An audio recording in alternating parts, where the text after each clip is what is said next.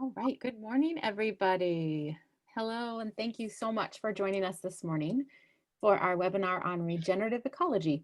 We are so excited to have you join us to learn more about restoring urban green spaces with Dr. Ventura Asana.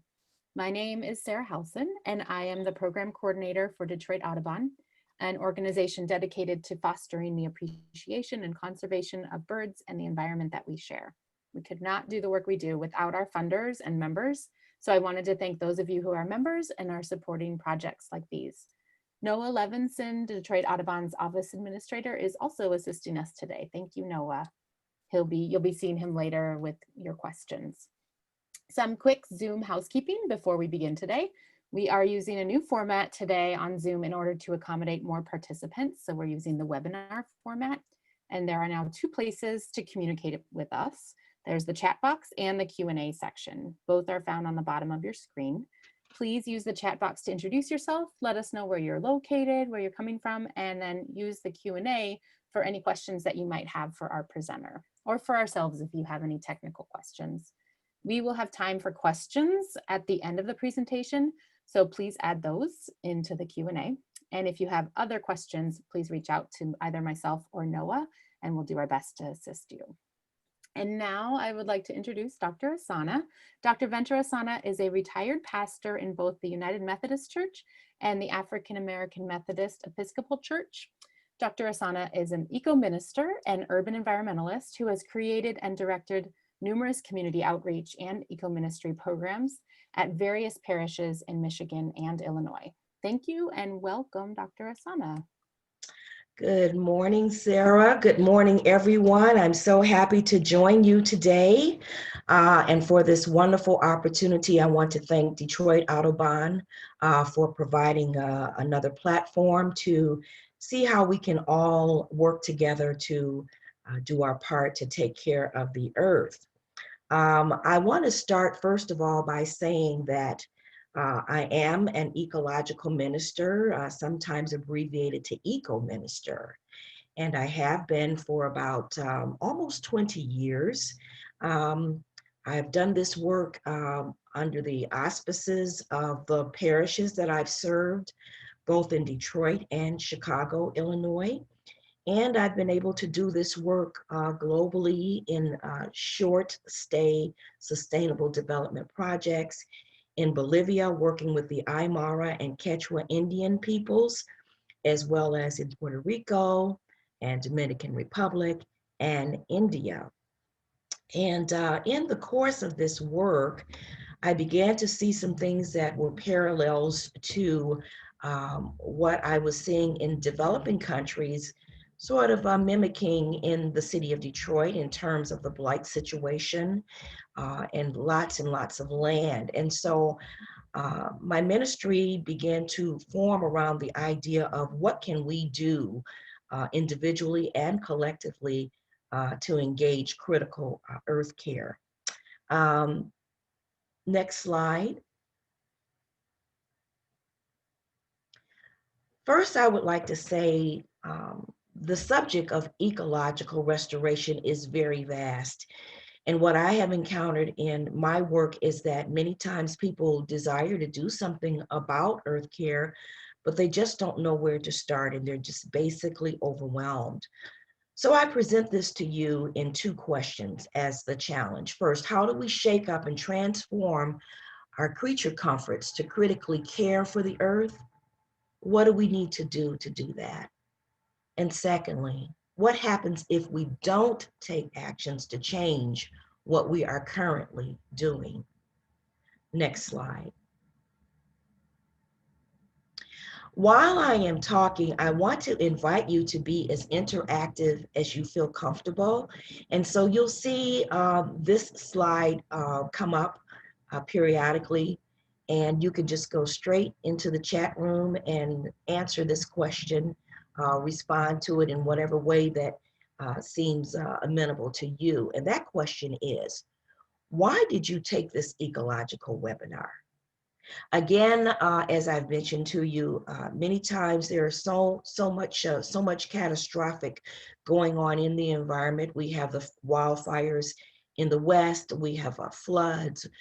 We have the decimation of species, birds, particularly what we talk about in Detroit Audubon all the time. And if you have an opportunity, I invite you to also tune into Michigan Environment Justice Coalition Summit this afternoon at 4 o'clock, and that information will also be at the end of this broadcast. But what can we do when there are so many things that are confronting us at this time? Next slide. I want to share with you some concepts that I have come up with in terms of how I try to approach, crystallize from all of the vast challenges that we face in 4 particular areas. The first one is regenerative ecology. The next one is bioregionalism. The third one is deep ecology. And the fourth one, particularly, is safety in nature. And I just want to highlight that safety in nature is referencing particularly how can BIPOC, that is Black, Indigenous, people of color, how can we all stay safe in what is sometimes deemed as Black faces or brown faces in white spaces of nature, so that we begin to understand that the environmental work and the pleasure of enjoying nature is available for all. Next slide. I first want to mention to you this term, regenerative ecology. It's a relatively new term that encompasses many ideas from overall agricultural and environmental questions in particular. One definition is the ability of an ecosystem to recover from environmental damage. I think that's a kind of umbrella way of looking at it. In other words, what can we do to restore nature, essentially, is the question. We cannot keep doing what we have been doing. And even though the topic is very vast, very wide, there is something that everybody can do. And so that's the nature of this webinar, just to kind of share with you things that you might consider, further reading, further ideas, and so on. Next slide. I want to talk to you about bioregionalism. Is another concept. It is defined as a life territory, a place defined by its life forms, its topography, and its biota, rather than by human dictates, a region governed by nature, not legislature. And this is by Sale, 1985. And I will provide references for you once you go to my website and contact me. I will provide that reading list. If I could go back to the last slide for just a moment.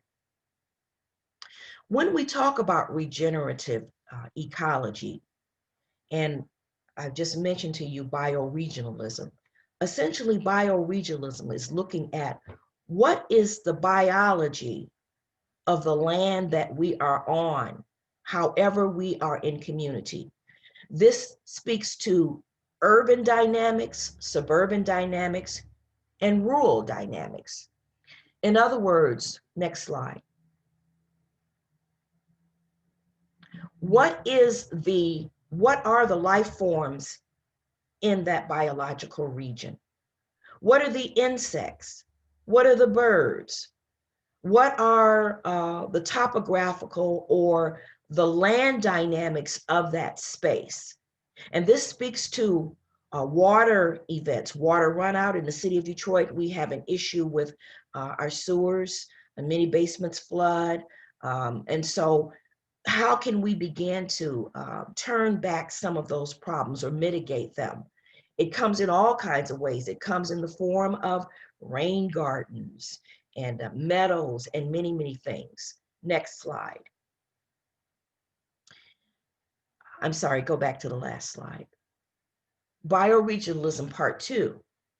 The environment of urban bioregions. No, yes, there you go. Thank you. The environment of urban bioregions affects not just urban ecosystems, but ecosystems everywhere, locally and globally. You've heard the philosophical phrase, I am, therefore, I think, therefore I am.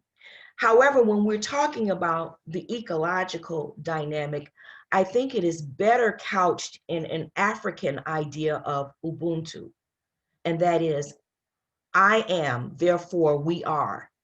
In other words, we must all do this together, because what is done in a rural area, particularly with animals out in pasture, contributing to methane gas, is heating up the planet. So whether we like it or not, at some point we're going to have to incorporate more plant-based diet, more eating. And I'll share something with you. I'm definitely a meat eater and I enjoy meat. However, we must all find a way, excuse me, must all find a way to return to a plant-based diet because it's better for the planet overall. And so whatever we are doing in the rural area in terms of pastures with animals grazing and emitting methane into the atmosphere, sometimes is even worse than the carbon situation. And so that affects what's happening in an urban area. That affects what happens in suburban areas. And then if we look at those two things, what happens in the city is going to affect what happens in the suburbs, what happens in rural areas. So bioregionalism, again, that concept is very important for us to understand that we are all connected and we are all linked together. Next slide. The next term I want to share with you is deep ecology. People's responses and proactive encounters, proactive to living ecologically friendly on Earth. This is the well-being and flourishing of human and non-human life on Earth and the diversity of life forms that contribute to these values. And this comes out of a book by Duvall and Sessions. And again, I will make a reading list, a more comprehensive reading list available to you.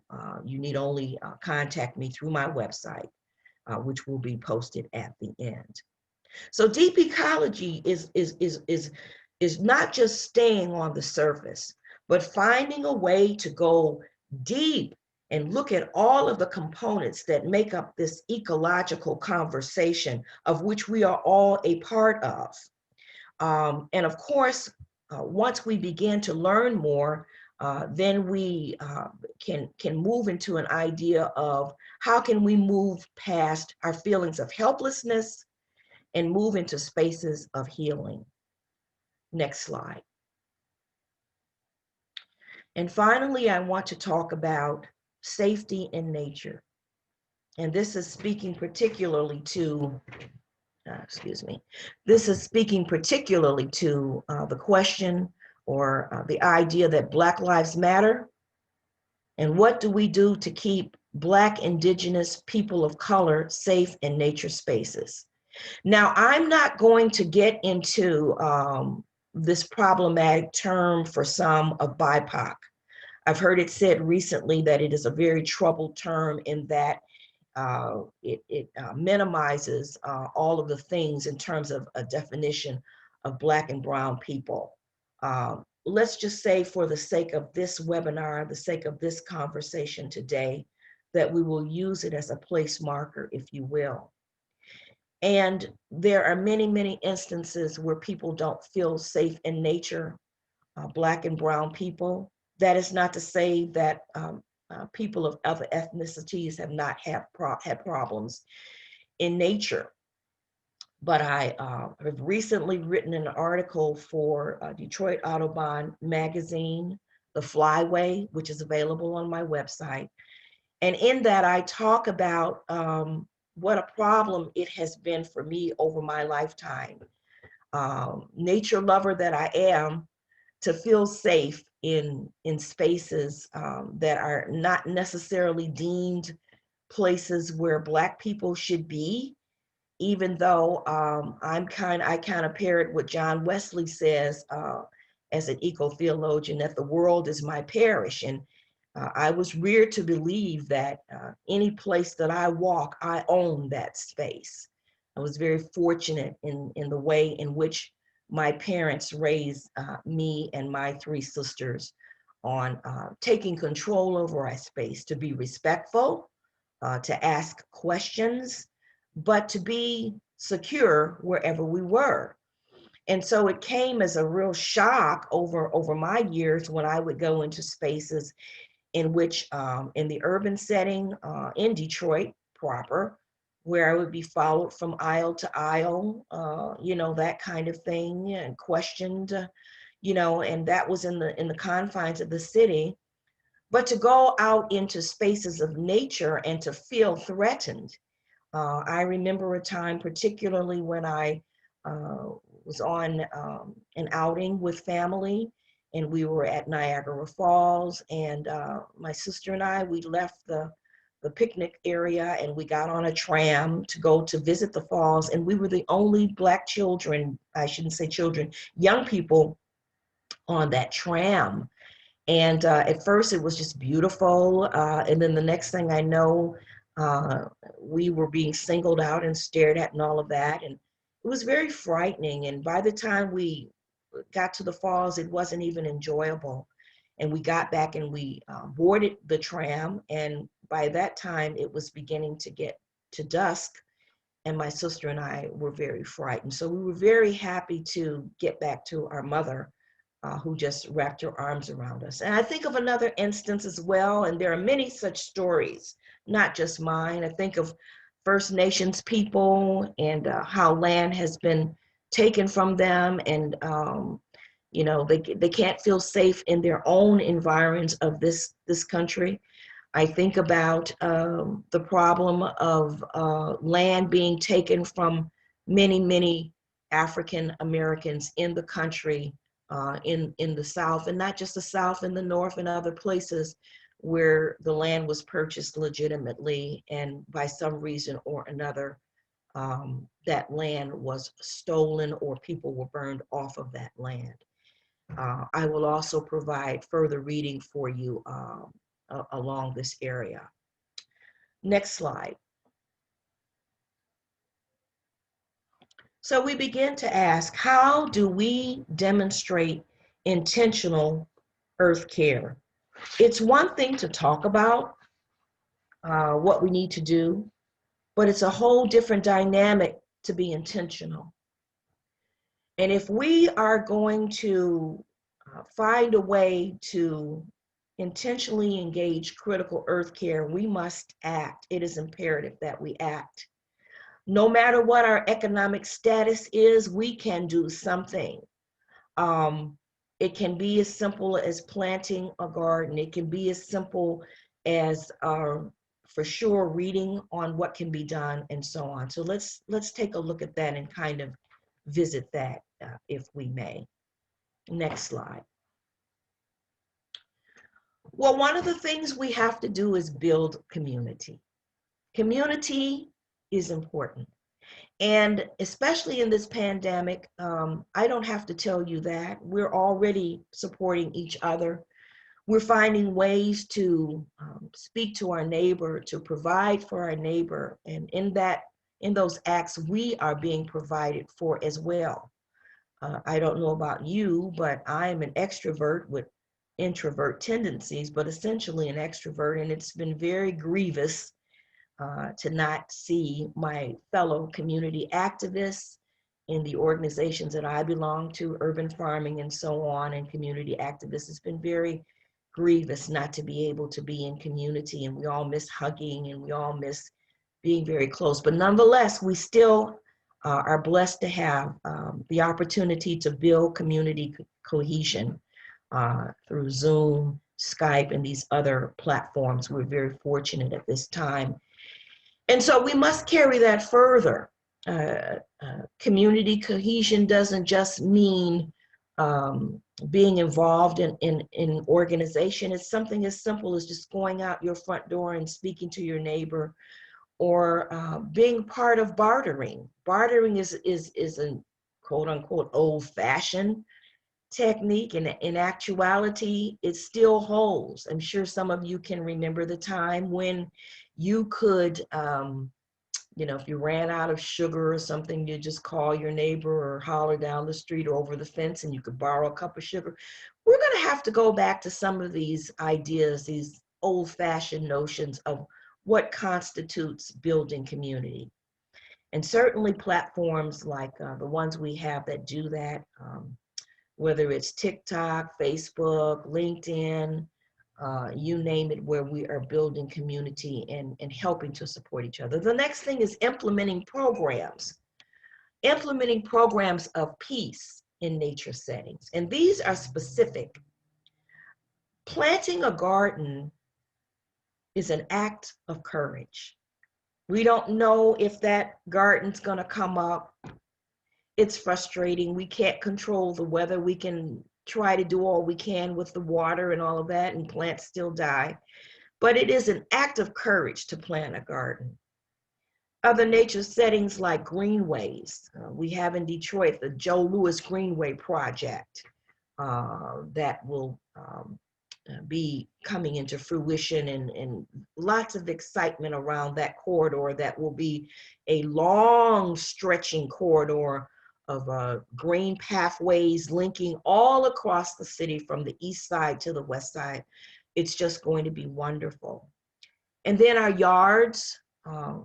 I'm trying to find a way to get rid of grass, but my neighbors love their yards, and I'm not sure I can do it entirely, but as much as I can restore my front yard and certainly my backyard to wildness, that's a way of implementing programs of peace. Why?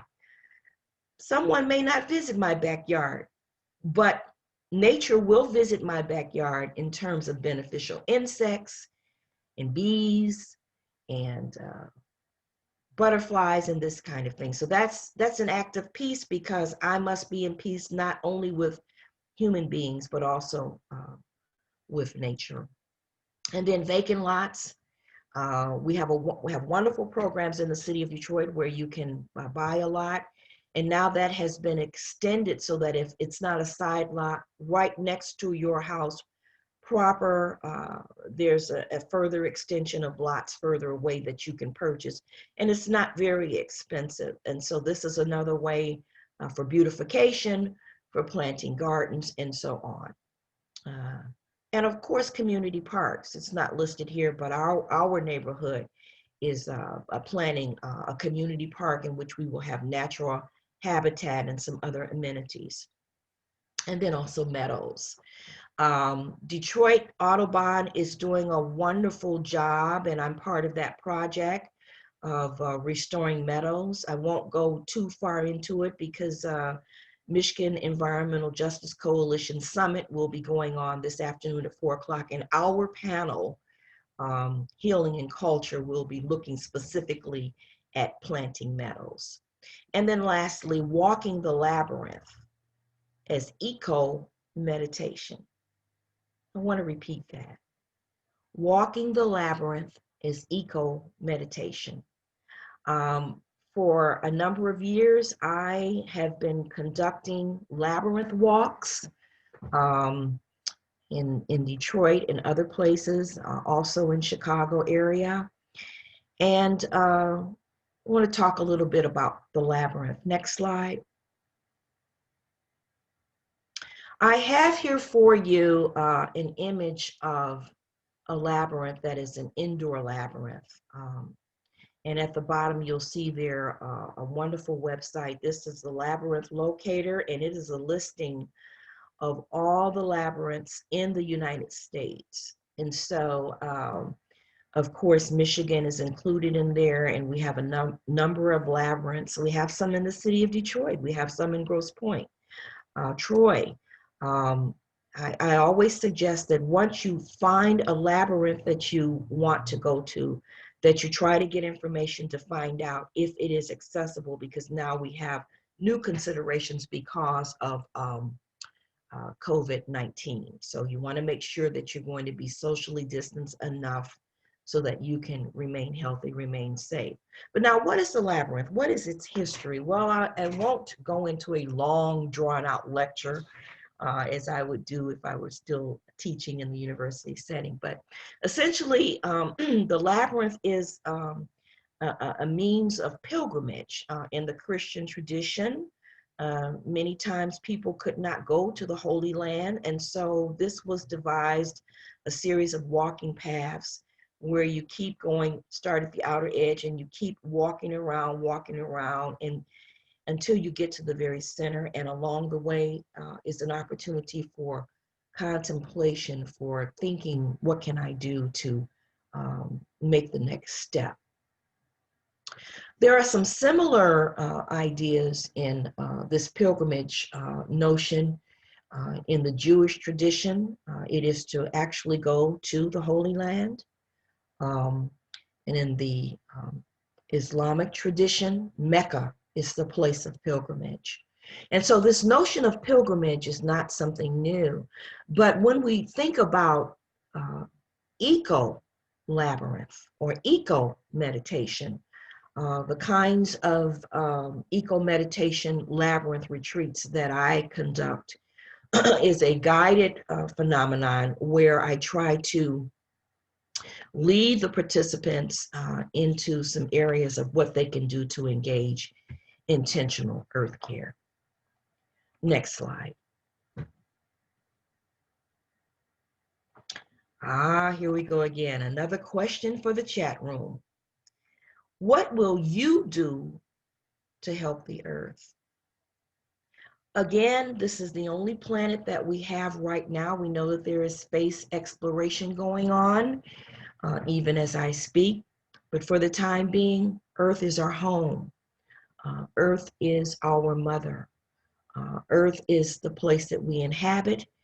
And we must do all that we can to, even if we cannot roll back the ravages that have been causing disaster, we have to find a way to help. And so I pose this question to you: what will you do to help the earth? Next slide. Okay, so now I've given you a number of things to think about.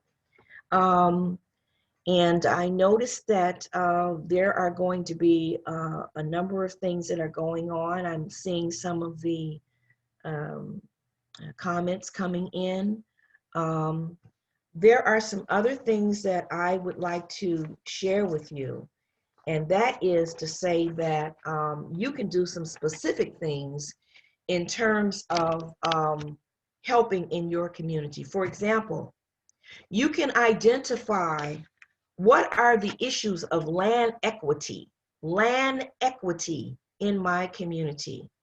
I'm very happy to lift up that recently there is an organization or a movement, the Detroit Black Land Fund, Farmers Land Fund.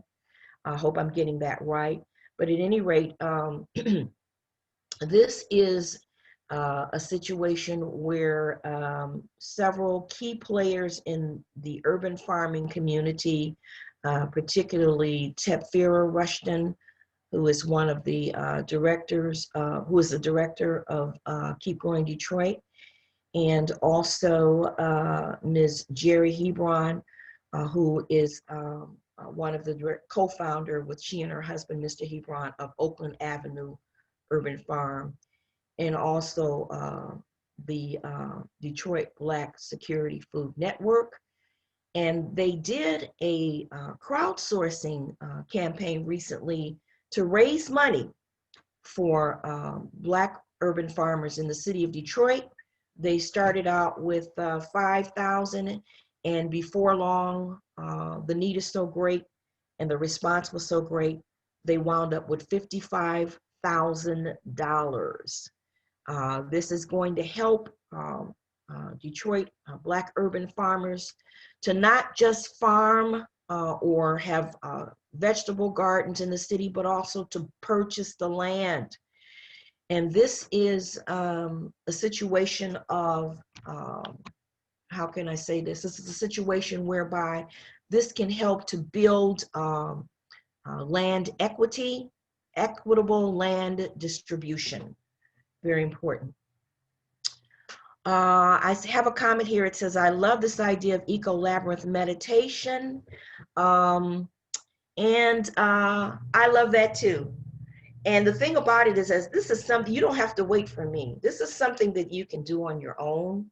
Once you find a labyrinth that you like, and you have discovered that there is a way for you to walk the labyrinth safely, then I encourage you to do so. I just want to take a moment here and apologize for the picture quality. I'm sitting in front of my laptop in front of blinds, and for some reason the blinds are not very user friendly. There we go. Okay, thank you. Now, hope you can see me better. Okay, oh, thank you. I just got a comment. The sunshine is lovely.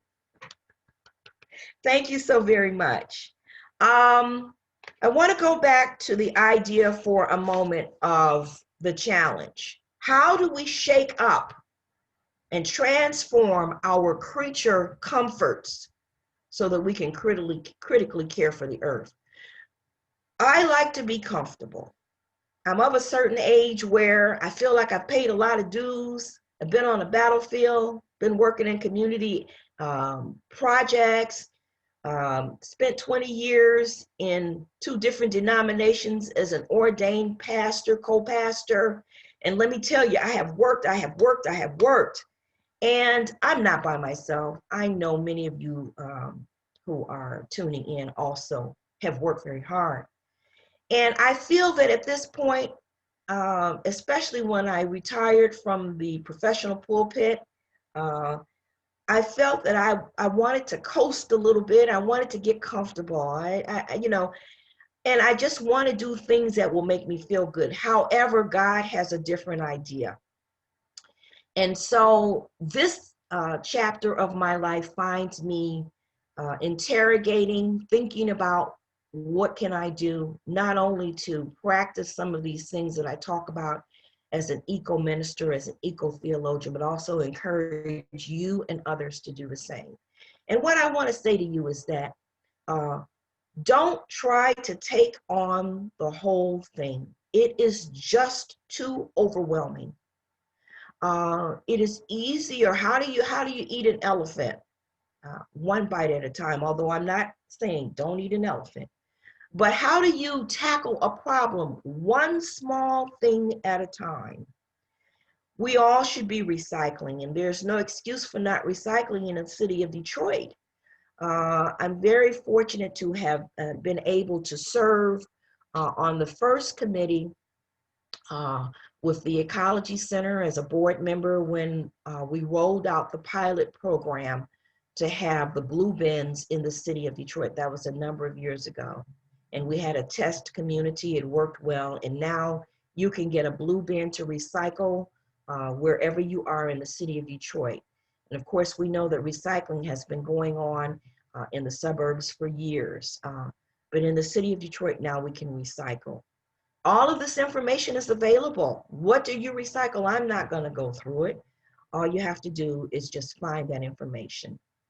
What else can you do? Well, you can write, perhaps you want to write policy. Maybe you're not the type of person that is touchy-feely, you want to be in community groups and that kind of thing, but you certainly can contact your legislators, and you can find out what are the key issues that are going on. What are we going to do with the water runoff? How can we institute permeable paving so that the water runs through the permeable paving and it doesn't just pool on concrete and mixing in all the effluents of the things that we spray on our yards. Hopefully we're not doing that, but some people are still, spraying things on their yards. How can we be more organic, and how can we have permeable paving? I want to call your attention to one of the CVS stores in the city of Detroit, right at Rosa Parks and West Grand Boulevard. That CVS actually has permeable paving, and I actually put a post on my Instagram so that you can see the pictures if you follow me. What else can you do? As I've already said, we can try to return to a plant-based diet, or try to find ways to ease into more plant-based eating. we can grow mushrooms. And mushrooms are not only good for us to eat, but they're also good for the environment. There's a study of, I think it's Paul Stamets, who is a renowned mushroom expert in the nation, that talks about mushroom spores and how they actually eat up toxins in the soil. And so they mitigate areas that have seepage from the effluent from factories. And so there's so much that we can do. And essentially, I am posing the challenge to you to find out what it is that you want to do. And of course, I'll be available. I do webinars and I do workshops, and I would be happy to work with you one-on-one or to work with you in a group of your devising. The next thing I want to say is that I want you to seriously consider this idea of regenerative ecology, what you're going to do to take next steps. And I have a bit of news for you. Information, information, information. You have to read. You have to read more. And then when you read it, go into action. Find out, who is my state representative? For me, it's State Rep Cynthia Johnson. She's doing a fantastic job. Find out, who is my council person? For me, it's Council Member Raquel Castaneda Lopez and her team. Go Team Rocky. They're doing a phenomenal job. And there are others all over the city. The council members and the deputy managers are doing fantastic things in terms of community building. They attend the meetings. And now that we're on Zoom, they're in those Zoom meetings. Get involved. Find out what the issues are, not just locally, find out what they are nationally. The Nature Conservancy, Detroit Audubon, Detroit Bird City, the Ecology Center in Ann Arbor, and there are just so many, too many for me to name, but find out. And then in your reading, begin to build a collection, a corpus of information so that you're not trying to pull things out of the air. There are a number of books. Read old information, read new information, and compare the two. Look at people like Aldo Leopold. Look at Thomas Berry. Read the works of Wangari Maathai, the Peace Prize person. There's so much that can be done. And it has to be something that you adopt in your passion. Everybody is not interested in doing a community garden. Everybody's not interested in doing an urban farm. That's okay. But find something that can be your passion and then wrap your arms around that. I'm looking at some more questions here. The question is, how can we get a list of your reading recommendations? I will make that available to you. All you have to do is just go to my website. Thank you, everyone. And don't forget to do the poll. Noah, I think we had a couple questions for you in our Q&A. All righty.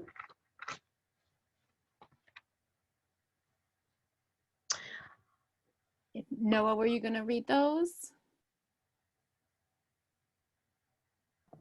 Yes, sorry, I was shuffling a few windows around to find my unmute button. So I think you got to the ones that were in the chat Q&A. Someone had asked about defining labyrinth, but I think that you did that just after when you were in that section of the presentation. Do you want to just very quickly redefine how you were using the term labyrinth earlier? Yes, the labyrinth, many people get the labyrinth confused with a maze. It's kind of along the along the design of a maze, but it is a particular kind of walking path. And the labyrinth is a way, was a way for Christians in medieval times who could not afford to go to the Holy Land. You had to be pretty wealthy to do that. And so this was instituted as a way or a substitute for the pilgrimage journey. The labyrinth path was laid down actually in a church, I think a Chartres, and I think that's in France, but they're all over the place. And so it is a place of meditation. Now, what I do particularly is I do an eco meditation for the labyrinth, or eco-labyrinth meditation, shall we say. Awesome. Thank you for defining, clarifying that for us. Moving over to the Q&A section, Lorraine asks, and this is from about 10 minutes ago, can you remind us what was the name of the Black farmer group that you were speaking of a few minutes ago? And do they have a website that we can go to find out more information? Yes, that's a bit, just give me a moment here. Okay, the name of it is the Detroit Black Farmer Land Fund. Let me repeat that. The Detroit Black Farmer Land Fund. And I don't have a website, but what I would encourage you to do is to go to Oakland Avenue Urban Farm. You can Google that and get their website. And as I said, Ms. Jerry Hebron, she runs that farm with her husband, Mr. Hebron. Or you can go to Keep Growing Detroit for Tefira Rushton. Great. And I just typed up that. Oh, great. And Sarah has, so if you look in your chat now, Sarah just posted a link to their Facebook page, and I typed it out, some of the information that Dr. Asana just shared. So you can see it there in your chat box right now. We just have one more question from the Q&A. Lisa would like to know, and now that she says it, I would like to know too, could you share with us a short story from one of your international trips? You described at the beginning that you've been in Bolivia and in India, other places doing this work. Could you share a favorite short story with us today? Oh, okay. Well, there are so many. I'm thinking about probably when I was in Bolivia. Well, I like to cook. And the first thing I do is when I go on one of these excursions, beyond all the lectures and groups and all that stuff, I go to the kitchen because I want to know what they're cooking, you know, and I'm writing notes and all that. And so I've been invited in many kitchens, you know, venga acá la cocina, you know, just come in and do that. So that's one story. But the other thing that really strikes me in terms of Bolivia, I remember we had left our dormitories and we were going to go into La Paz. I guess I've been in the city of Detroit too long because they had a bus that looked like it was put together with Band-Aids. And not only were we cheek to jowl in this little bus, but on top of the bus where you would normally carry luggage, there were goats up there. It was a guy with his goats. And just everything was just all packed in willy-nilly. And quite frankly, once I got over my shock, it was wonderful. People offered me food on the bus and we were chatting and everything. It's just a wonderful experience, especially, many people have said this, you travel all over the world and sometimes people have way less than you, and yet the hospitality is just so wonderful. That's wonderful, and I am lucky to say that that last point you just made, that's something that I've experienced almost every time I've had a chance to travel somewhere. I think it's I haven't traveled quite enough to say so, but I would say it's almost a universal truth what you said right there. That you'll just always find folks who are willing to give so much of themselves. That is the last question that we have in the Q&A. I would just announce right now that anybody else, if you want to just take a moment, if you had another question you haven't thought of yet, it is only 10:45, so we have a few more minutes. If you want to type it in to the Q&A, you can find that on your bottom menu. It's the second item. or if you move next to polls, there's chat. If you want to type it in there, we'll see that. We can have Dr. Asana. Oh, somebody just already did as I was saying it. Chris would like to know, what are some things that you do to cut down on meat? What do you eat? Do you have any particular recipe book that you use? Well, I used to have a whole collection of cookbooks, but I've gotten rid of a lot of cookbooks. And what I do now is I put all my recipes in my Pinterest pages. But what do I like to cook and what do I like to eat?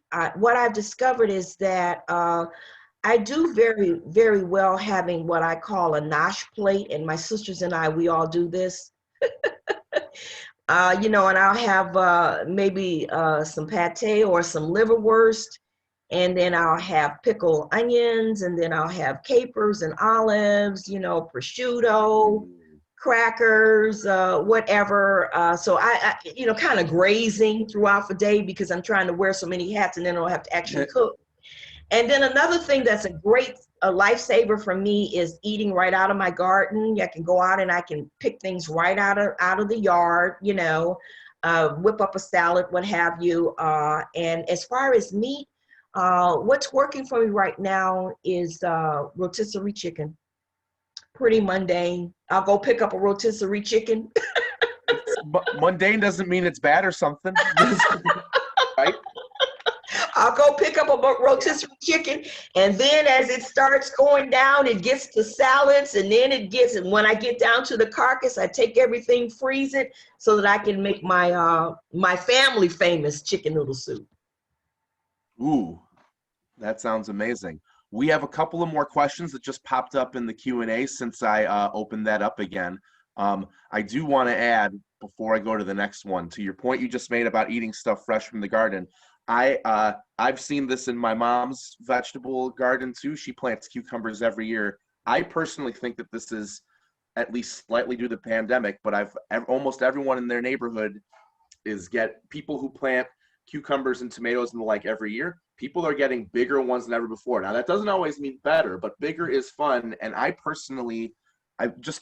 this is anecdotal, but talking to a few people who regularly keep little vegetable and herb gardens, they're more successful this year. And I think that is weirdly a positive byproduct. You remember early on in the year, you might remember seeing some reports of wildlife coming back to places that they hadn't seen in a while because our human emissions were so far down. So just another reminder to go explore what's in your garden before it becomes winter. You might have some crazy surprises. My mom's found a couple of prize-winning cucumbers buried before, usually the little sweet ones. So go check out if you have a yard and a garden, make sure you check it out this month before the frost comes.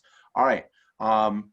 We have quite a few questions now. Lorraine wants to know, how do you communicate I'm guessing this is about when you're traveling. How do you communicate in foreign languages? How do you go about that? Do you speak another language? Well, I've been very fortunate as things have happened for me. I speak Spanish. So I haven't had any problem with my sustainable projects in Puerto Rico and working in the Dominican Republic, particularly with women on the sugarcane plantations, the Bate, and stay in Santo Domingo, but then go out to the rural areas where they work and they live and that kind of thing. So I speak Spanish, although the Haitian women don't necessarily speak Spanish. They speak Creole or a mixture of Creole and Spanish, but I can understand. And then also my work in Cochabamba, Bolivia, same thing. The Aymara and Quechua people actually speak their own language, but they also speak Spanish. As for the India work, India, just about everybody in India, not everybody, but quite a few people speak English in India. I don't speak Hindi or Urdu, but I was very fortunate in that the people that I was traveling with are actually from India, and they could translate for me when, there was difficulty. So my thought is always try to learn what you can, but also take a phrase book. And now there are apps where you can point to things and it'll translate on your phone.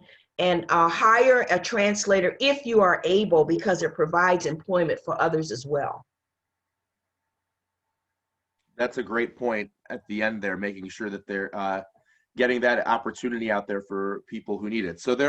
So regarding communication in foreign languages, there are a few different ways to get around that, but it sounds like it just involves being informed before you start your adventure. That's really the best thing to do. Figure out for you, maybe a translator's right for you, maybe getting a book like that is going to solve your issues for you. Yes. Ooh, this is a nice question, but I kind of want to save it for the very end because I think it'll wrap up nicely.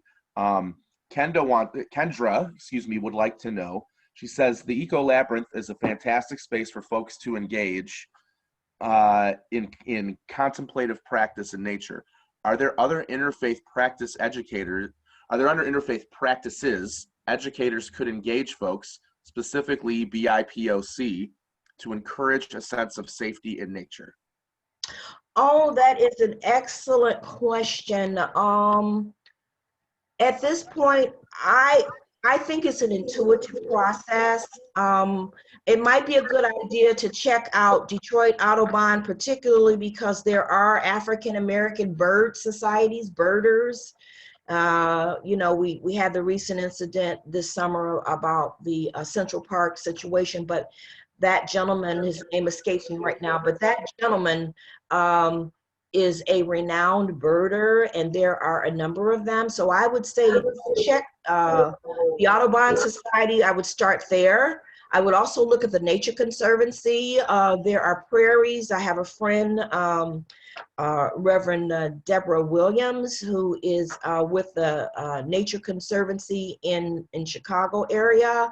And she's working with the restoration of prairies in that area. So there are a number of things, but I would start with perhaps the more established nature entities, and then, you know, be self-actualized, start a group yourself. I think there's safety in numbers for BIPOC. I think you should be in a safe place, not by yourself, unless you know that that's a place where you can be legit and not be afraid. Absolutely. Strength in numbers is so vital and important there for everybody to feel safe and secure. And the gentleman's name escapes me now from that Central Park incident from earlier this summer, but I know we posted about it Yes. when it happened, but if I'll see if I can find a link before we go, but that was actually involved on the national level for National Audubon. So you folks listening and watching, if you go back to your previous newsletter, email updates, and magazines, you'll be able to find some articles that were written about that experience. And I think there was even one written by the gentleman himself about Yes. discussing it after the fact. Yes, I just saw a response that his name is Christian Cooper. So thank you, whoever posted that. Thank you so much. Yep, thank you for sharing that in the chat. Oh, that was Lorraine again. Thank you. Mark says, thank you for sharing your article in the Flyway with Detroit Audubon. What else can we do to make natural spaces more safe and welcoming? I really don't have a lot of ideas other than what I previously said, is that wherever you are, for me, I use a lot of intuition. You know, as a theologian and minister, for me, it's the Holy Spirit. But I use an intuitive process to try to figure out, well, where I am, is it safe? Like I'm not gonna go walking or running. Me personally, I'm not gonna go walking when it's dark. I'm just not gonna do it. Whether it's early morning dark or evening dark, doesn't matter. Jane Jacobs talks about eyes on the street. And it's a good idea to be in places where you know you can be observed in friendly territory, as it were. And I think particularly of the Detroit Riverfront Conservancy. It feels very good to go down and walk all of those lanes by the river. Biking, you know, what is it called? Detroit Roll. I can't remember quite that name, but if you're biking with people, I just don't think it's a good idea to be completely by yourself until we can find a way to address this issue. We want to make sure that we're socially distant and safe, but we also want to make sure that our bodies are not compromised. in being places where it does not feel safe. For sure, I have to agree with all that. There's a lot of issues at play, but luckily we're talking about things that for the most part are outdoor activities, so we can find ways to have strength in numbers and still be safe and smart with all of these outdoor activities. And Leslie asked, if I could just interject for a moment. of course. 2 words: go outside. I don't care if it's just at the end of your front porch or the end of the sidewalk, but go outside, look up at the sky, listen to what are you hearing? Are you hearing cicadas? Are you hearing crickets? Are you hearing birds? Just go outside, for goodness sake. All right, folks, you heard doctor's orders, go outside today and tomorrow. Leslie would like to know, she said there are some city garden foundations and models to see and benchmark that might be helpful. Are there any that Detroit folks are using or that Detroit or are looking at and Detroit is modeling them after that?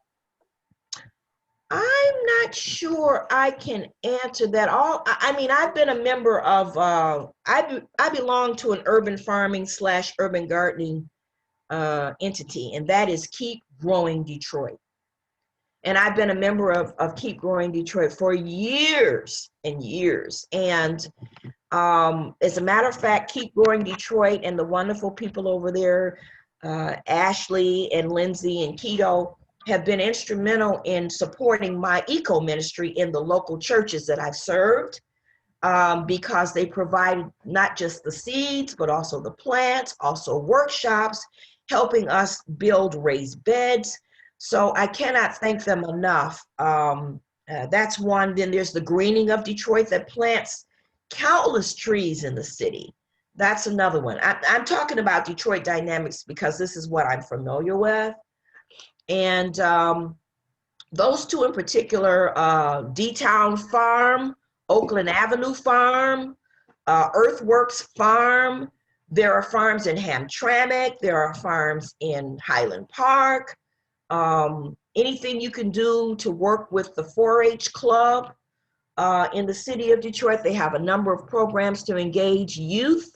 I would also like to point people to programs of citizen science. Google that, because you can have a backyard habitat and you can be certified for that, which is to say that they will help you to discover what native plants you should put in your backyard. For example, milkweed for the butterflies and so forth and so on. But backyard habitat is all of that is good.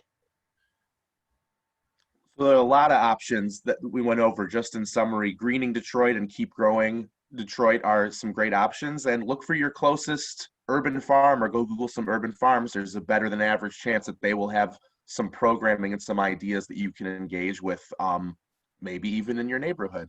And I have to second citizen science too. Even if citizen science is such a monumental thing, if you want to even start looking beyond environment, ecology, birds, native plants, really anything that you could think of, there's a way to participate in it as a regular Joe like we all are, even if you're not a professional scientist. So I can't recommend that enough. There are so many cool, interesting things that you maybe never even thought of. We are in our home stretch. The last question that I was saving for last, because I thought it would sound so nice to go out on, is Dr. Cheryl Barnes asks, what is your greatest hope for the future, thinking about all we've discussed today?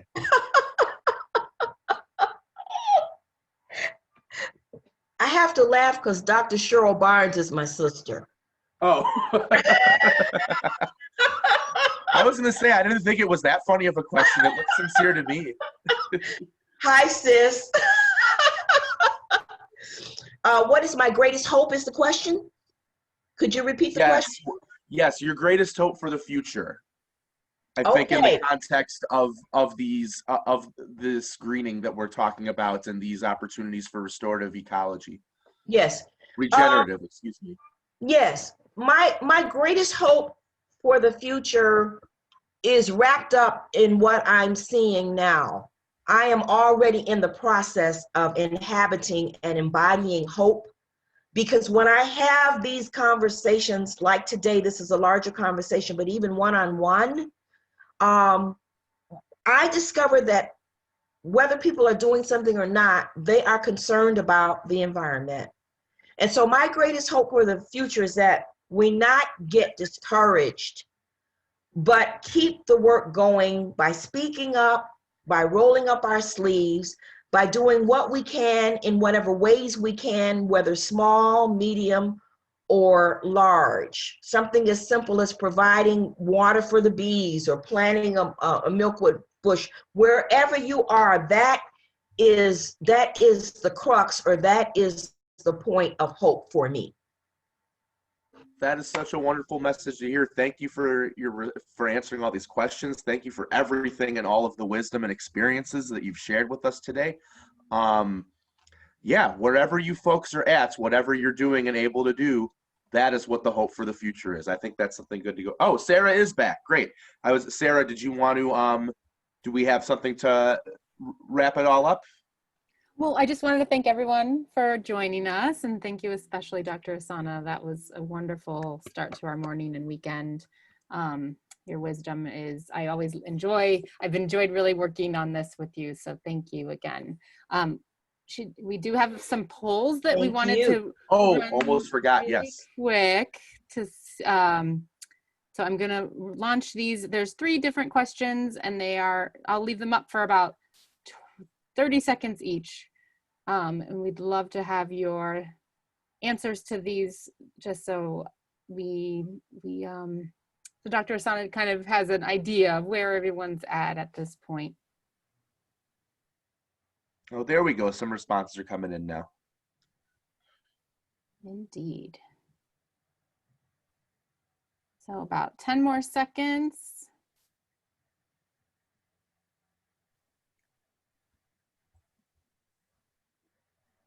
And then I will show what everyone's responses were.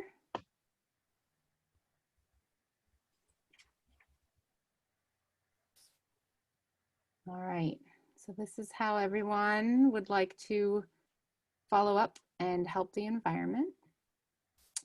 Oh, did I share it? I didn't. There we go.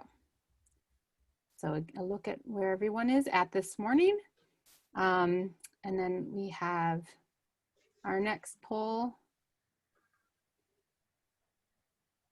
And some of this you might already be doing. Again, I'll leave this up for about 30 seconds. Not to distract, but folks, when you're done answering the poll questions, I would encourage you to look at the chat one more time before you leave, just because as we were doing the last Q&As, a few people chatted in some other links and some mention of citizen science projects. There's Mark shared with us from the National Wildlife Foundation website. There's a backyard habitat program. There's the Monarch Watch website, which I believe they've just started their fall migration back south too, if I'm not mistaken. So our past president and current board member, Jim Bull, shared and reminded that our Christmas bird counts in Detroit Audubon are one of many citizen science projects that Detroit Audubon has been involved in. So another big plug for citizen science. Go Google that. You will find so many different things that you can do from home. Great. Yes. Thank you so much, everyone, for sharing. And you can save your chat. If you didn't know, there's a button with 3 little dots that you can click on and save the chat. So you can go back to some of these resources. Included in there is Dr. Asana's website. So our last poll is about future webinars. If you're interested in any of these topics, we'd love to know. Again, I'll leave this up for about 30 seconds.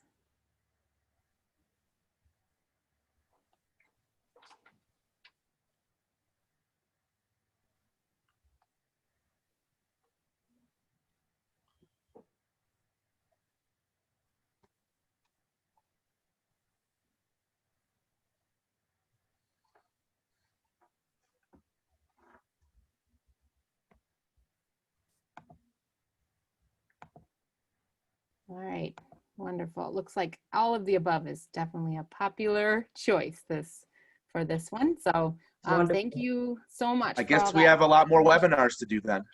I guess we do. That's great. So thank you everyone again so much for joining us.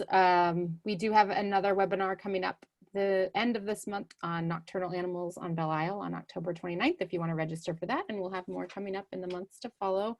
Dr. Asana also mentioned a webinar that she's a part of this afternoon with a panelist.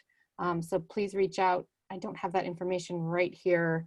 It's on, I know it was on Facebook. It's through the environment, or Detroiters Working. Michigan Environmental Justice Coalition.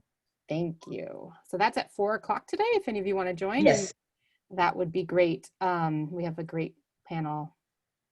Our board member from Detroit Audubon, Diane Cheklich, is also on that. So we will have a great Saturday. Hope everyone has a great weekend. And thank you again so much. Thank you very much, Noah and Sarah and everyone who tuned in. Thank you.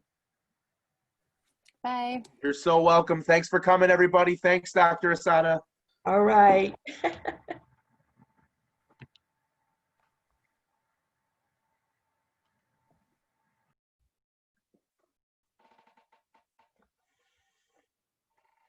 right. All set? I think so. Awesome. That was great.